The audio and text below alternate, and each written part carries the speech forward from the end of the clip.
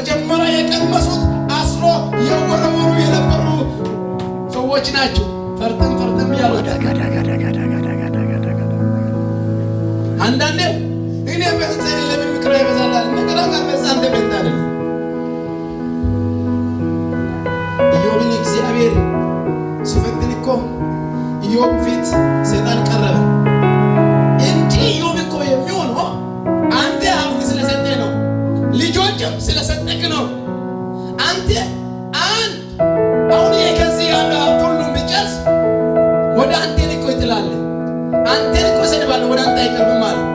እግዚአብሔር ደግሞ ኢዮብን ስለተማመነ ኢዮብ ውስጥ ያለ እውነቱን ስላወቀ ኢዮብ ውስጥ የገባ ማንነትን ስላወቀ እንደዚህ አለ፣ ነፍሱን እንዳትነካ ከእግር እስከ ፀጉር ፈቅጄልሃለሁ አለ።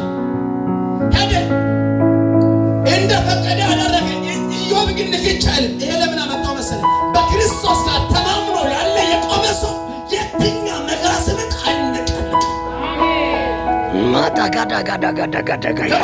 ከክርስቶስ ጋር ተማምኖ ያለ ሰው የትኛም ችግር ቢመጣ፣ የትኛም መከራ ቢመጣ፣ የትኛም ስደት ቢመጣ ተማምኖ ይቆማል እንጂ አይነቃነቅም።